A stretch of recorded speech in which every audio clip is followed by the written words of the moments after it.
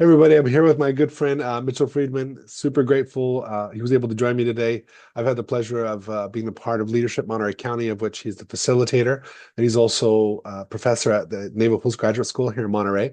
And so you've had quite an amazing career, and we've learned so much from you just in the short time we've known each other. But would love to take a few minutes just to hear more about your story and share some insights with our guests today.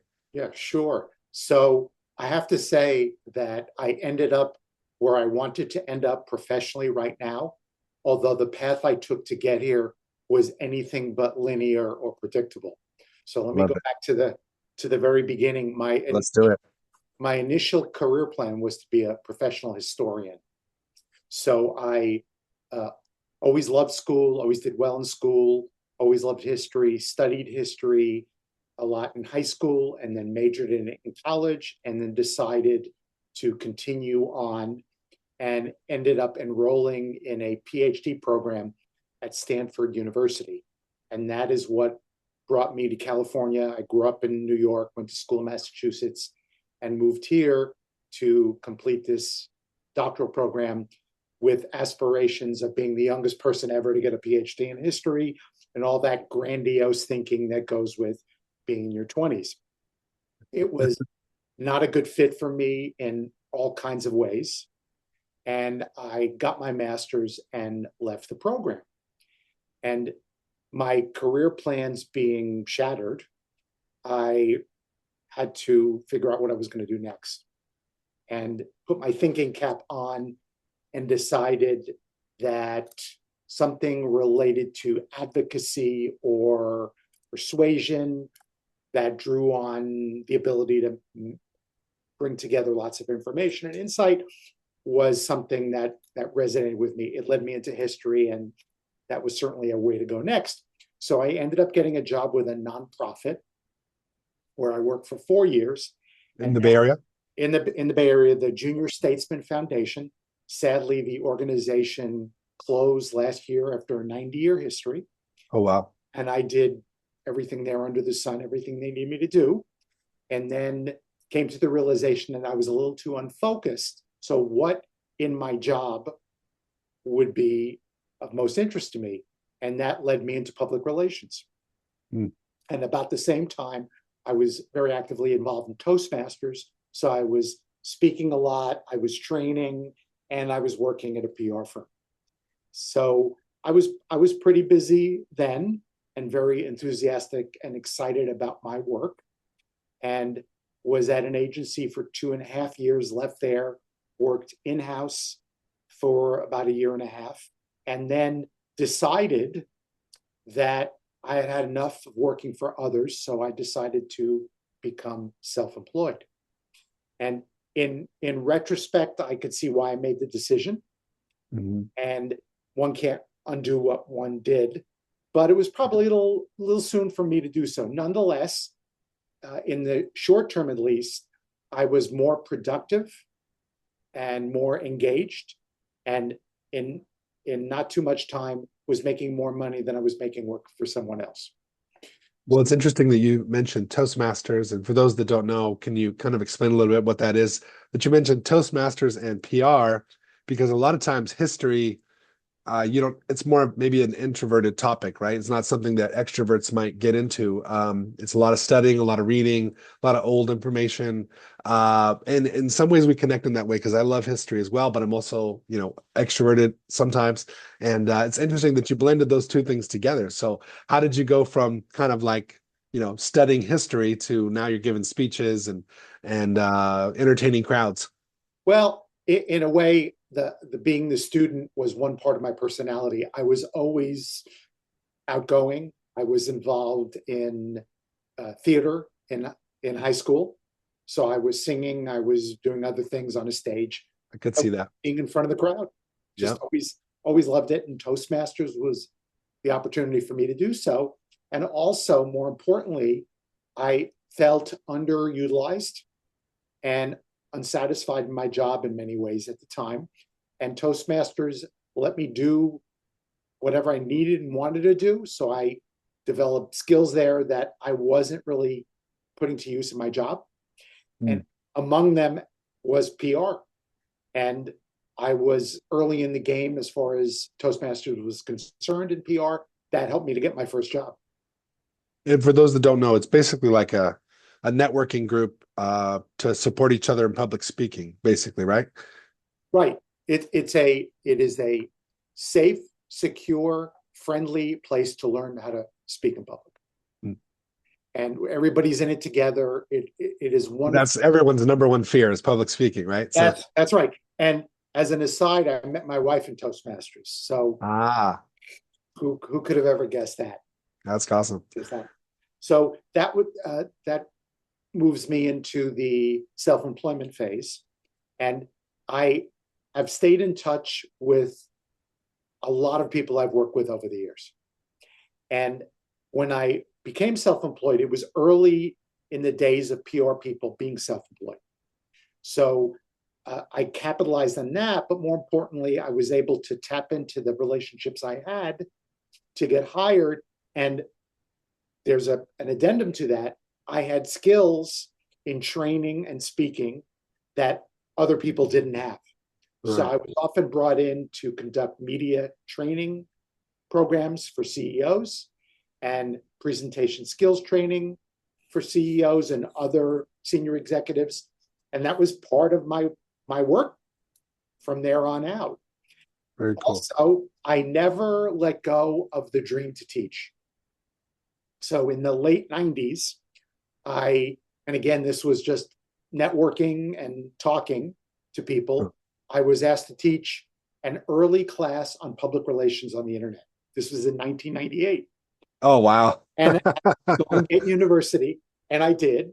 And that began what continues to this day in terms of me teaching classes. And that's a whole nother thread in my professional arena. But I literally got one class and marketed my teaching skills across different programs, across different disciplines, across different schools. And it ended up me being now full-time at the Naval Postgraduate School. Wow. Did you ever teach K through 12 or was it always college? No, I always wanted to teach post-secondary school. My father was a high school biology teacher. My mother was an elementary school teacher. Oh, very cool. Those are not my ideal age ranges. They're just and for the past 10 years, I've taught solely graduate students. Mm. And to go back to teach undergraduates now, I could probably do it, but it would be a real transition given what's going on at that level with the tools that are available. At graduate school, they're really intentional and they don't want to waste time and they're paying a lot to be there. And it's not, even for myself, I decided to go back to school. I was a freshman at 40, basically in college. Luckily had some high school credits that transferred, but I was in class. I was older than some of my professors. I was, old enough to be the father of some of my classmates. So it was an interesting experience. And you could tell a lot of them just couldn't care less to be in the class. And, you're at 18 or 19, your mind is on very different things than studying. Right. And my current students at MPS are mid-career officers. Yeah, right. And they were sent here. They need to complete this program in order to get promoted and move on in their careers. So the motivation is quite high here. Yeah. I mean, it probably unlocks a different level of teaching when you don't have to waste your time on, basics of just decorum and attention and those kind of things, but you can just get right into the material. Yes, absolutely.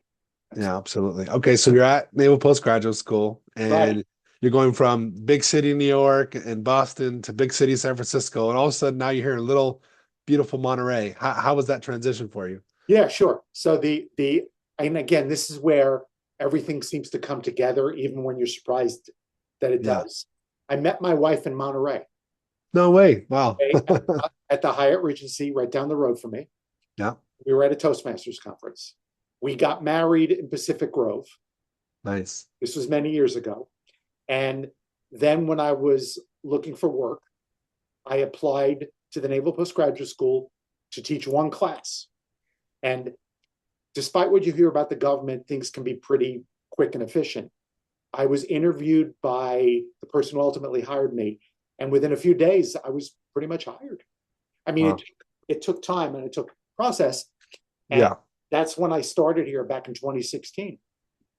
But it also speaks to your resume too, and they knew that they probably recognized the talent that they had, you know, so they wanted to keep you. You're very kind. Thank you. So how was that once you kind of were established? And I know you had a few different projects going on, as I'm the same way. Once you started to see that this was going to be your primary kind of focus, how was that transition? Yeah, sure. So, I'm here, I'm full time, but as you know, I've always done other things. Yeah, I've always had to do other things. yeah, That's the way I am. And it's all above board at the school.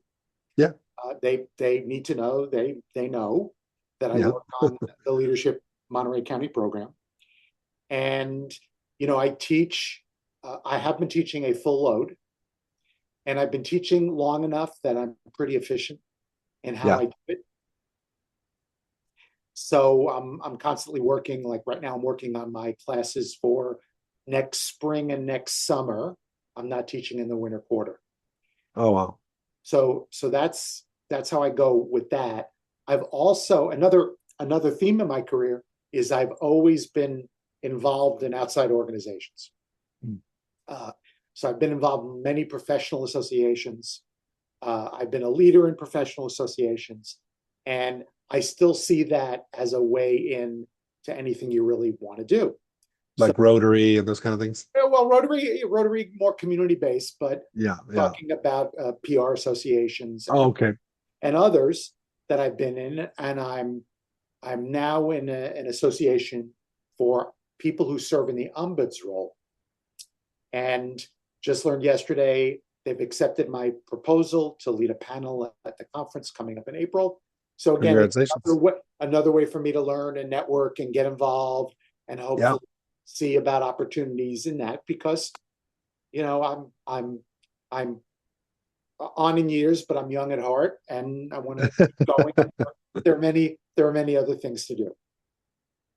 Yep. Well, I appreciate your example because you're someone who, you've had a great career, but you're also, like you said, you're always, juggling a few things at once. And but you're very organized and professional, and you make sure that the primary thing is always taken care of, but it gives you that freedom to do other passions. And I, I'm definitely the same way, but I need to get more organized in the primary thing, like you're mentioning. How did so we heard about Naval Postgraduate School. How did Leadership Monterey County come about? Sure. So this occurred during one of my periods where I'm a little antsy. I want to see what else is out there where I can pitch in and help, drawing on what I have studied. So I ultimately did go back and get a doctorate many years later and studied organization and leadership. Mm. And even that wasn't my original intention. It ended up being exactly where I wanted and needed to be. So I completed those studies, and that's what I have largely taught, but I teach other things as well. So I was a little antsy, and I started to network locally. Now, I'm a firm believer in when I teach, it has to be practical, usable, and applicable outside of the classroom. It has to be. Right. And to that end, during COVID, I went out and recruited all these local organizations to work with my students on projects. And a couple of years later, post COVID, I reached out to a lot of them and said, we haven't met. I'd love to meet. I'm just kind of getting to know people face to face and looking for other things to do. So I met with the then president of the Chamber of Commerce in Pacific Grove, and I told her what I was looking for. And she said, oh, Paul Farmer is looking for someone right now. Perfect. And I remember it was a Thursday evening. I went back, emailed Paul. Paul responded right away. I sent him my materials. We spoke in the next few days, and it was pretty much magic right away. Awesome. I mean, it took a while for it to get firmed up, but as an alum of Leadership San Francisco, I was familiar with the general overview of the program. Format, yeah. And they liked what I brought to the table in terms of being an academic and being Yeah, able to see things in a different kind of way. having that structure. What for those that don't know, can you kind of explain a little bit of what Leadership Monterey County is? And I could share a little bit about my experience, but Sure. yeah, what would you, if someone didn't know about it, well, how would you explain it? Yeah, sure. So there are throughout the United States, there are programs largely run through chambers of commerce, but also through other entities whose purpose is to cultivate the leadership skills of the individuals in its community, whatever they look like. And these are typically called leadership fill in the blank, leadership name of city, leadership name of county, leadership geographic area. Right. They're all over the United States. There is now a professional association for them. And Awesome. in our case, in Monterey County, it is a 10-month program where individuals apply and are selected to attend based on their professional and personal background. And they are exposed to 10 sectors of the local economy. Now, that means 10 days a month of listening to speakers, of going on site, of engaging in discussions, sometimes even debates, of seeing, feeling, hearing, touching, experiencing. Yeah. Not only the sights and the sounds, but each other. Hmm. And for that reason, it is a wonderful horizon expanding opportunity, or at least that's what the participants in Leadership Monterey County tell me about Yeah, totally. their time. Yeah. I grew up in Monterey County and know a lot of people, know a lot of the different industries, but it was eye-opening. The best part obviously is the relationships you build with the team and with the other classmates, but also getting to see the behind the scenes of all the local, whether it's the Monterey Bay Aquarium or Santa Maria or Salinas Police Department, whatever it might be, the airport. I mean, it's just such a cool, grown-up field trips, but really cool way to meet the who's who of who's making it happen behind the scenes and just get to know each other and just be classmates for the day. Everybody takes their titles and leaves them on the bus and just we're just friends experiencing this together. So it's very, very cool experience. I highly recommend it. Yeah, it's been a ball. Yeah. And every year I learn and I try to make it better. Yeah. And I know you said you're going to be kind of doing similar things at least for the next few years. What are some thoughts you have kind of beyond what you're currently doing? Yeah, sure. So that is a very timely topic for me. Yeah. I've been at the Naval Postgraduate School now for 9 years, which is amazing because Yeah. the last place I ever thought I would end up working is for the federal government. It's mind-boggling knowing myself Right. to do. Right. Right. I said when I started that I wanted to do it for 10 years. So I'm now into my ninth, 10th year. So what comes next for me is something I am thinking hard about. Certainly, the ombuds role is something I am exploring. One could think I could always go back and consult and coach and all that. The passion has to be there, otherwise it's not going to happen. Right. I love to organize things. It's sort of and people laugh, but I find it very relaxing to go into a room and to move everything around and make sure everything has its place and all Well, that. I saw it firsthand for you to one, you could tell that you were a leader, tell that you're experienced in the classroom, because every one of those classmates, they're all high level people, right? I mean, if you're talking about CEOs of banks, like hospitals, I mean, different chiefs of police and things like that, and yet you commanded the room in a professional way, and people were never worried about. Sometimes you go to events and you're like, who's in charge here? This is a mess. And we never felt that way. We're always kind of knew like, as long as we show up relatively on time, the rest of the day will go smooth. Yeah, well, And it that's usually always did. been my one of my great strengths, and I just love doing it. I mean, the other night, I should be going to bed early. Yeah. I was up at 11 o'clock rearranging books and things in my place, and I was just jazzed by it.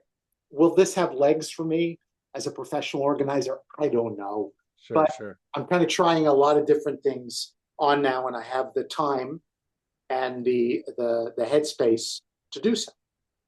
Well, I'm very grateful to have you as a friend and as a mentor. And you know, I kick myself for not joining the military or for not doing college when I was younger. I took a different path. I'm very grateful for the path that I took. It made me who I am, but it was unconventional, kind of similar to what you mentioned. And now I'm in the phase of my life in my early 40s where I'm finally tackling the academic side, and I love it. I love the environment. I'm mad that I deprived myself of having those experiences before when I would have had more time to enjoy them. Now I'm kind of just like in a rush to get through it, but I'm also want to enjoy it at the same time, right? And so, what would you say to not to like, you know, high school or college kids, but to those professionals that are maybe they're over 25 and maybe they're, you know, they've changed careers a few times or they've changed majors or they think maybe that they're stuck in a job or you know, for someone who's reinvented themselves more than a few times and someone who's gone to the highest level of education, what would you say to someone who wants to finish school but just is on the fence or doesn't think it's worth it? Sure. So now I'm going to put on my career coach hat because Okay. I have overseen career services for two different MBA programs. So Awesome. this is a question that comes up a lot, specifically in reference to an MBA, but really any degree. And that is, do you need it to get where you want to go? Yeah. And if you do, that should answer the question. If you don't, it's a question of weighing whether or not it's worth your time and energy. Or if you like school enough and Right. you have the resources in order to dedicate yourself to completing school. Right. And there's no one right answer for everybody. The question that always came up related to MBA students or related to considering that is the job you want one that people with an MBA degree hold? Because if Mm. it is, it's a common language and a common framework for understanding what goes on. It might be worth your while to do it.